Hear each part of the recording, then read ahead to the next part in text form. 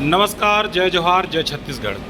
संगवारी हो अभी हमारे पीछे वरिष्ठ साहित्यकार किरण लता वैद्य जी और जेकर उपनाम कठिन है।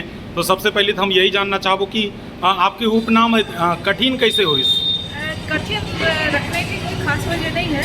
हमारी अम्मा जी है, मुझे कठिन साहब का था जी। छोटी बहन को महारानी और मुझे कठिन साहब। जी। मैंने कहा चलो अम्मा का दिया हुआ नाम है, उसको थोड़ा रख लिया जाए। जी और जी कोई जी वजह नहीं है जी। जैसे तो लोग कहते हैं तुमने अपने स्वभाव के विपरीत नाम रखा है। जी अभी 2 किताब के विमोचन हुआ, उसके नाम क्या है? 2 बाल कविता संग्रह हैं। एक है मुस्कान, दूसरा मोनू और मंकी। जी। इसमें बच्चों की छोटी छोटी कविताएं हैं जी गीत है जी जी और कुछ जैसे हम यदि साहित्यिक शैली में गीत बोले उस विधान में भले ना हो लेकिन उनमें गेयता है जिसे बच्चे बहुत अच्छे से गा सकते हैं। और अभी कुछ बच्चों ने अपनी सांगीतिक प्रस्तुति भी दी। जी जी जी और मैंने बोपची के संगीत के निर्देशन में जी बहुत अच्छा रहा। और मैं वैसे कई विधाओं में लिखती हूँ जी। और लेकिन कविताओं का जो लेखन मैंने शुरू किया 11 साल की उम्र से किया जब मैं खुद बच्ची थी।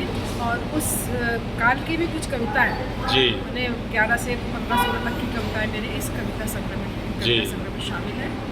और उसके बाद फिर विविध विधाओं में लिखते हुए कलम में परिपक्वता आई, कहानी कविताएं। हाँ, वैसे आप कब से लिखना चालू किए हैं? 11 साल की उम्र से। 11 साल की आप जब से, क्या बात है।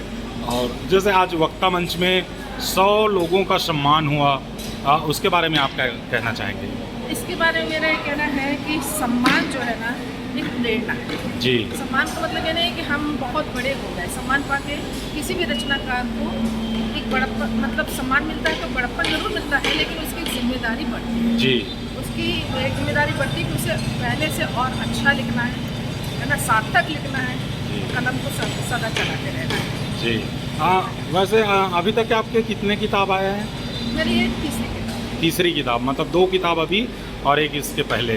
तो बहुत बहुत धन्यवाद मैडम। और हमारी शुभकामना है कि और आप किताब छपाएं, आज 2 और नेक्स्ट टाइम 3 किताबों का विमोचन हो। 2 किताबें तैयार हैं जी। संभवतः दिसंबर तक प्रकाशित हो जाएंगी। जी जी जी। अग्रिम शुभकामनाओं के साथ कवि के संग चाय, जितेंद्र कुमार वर्मा वैद्य।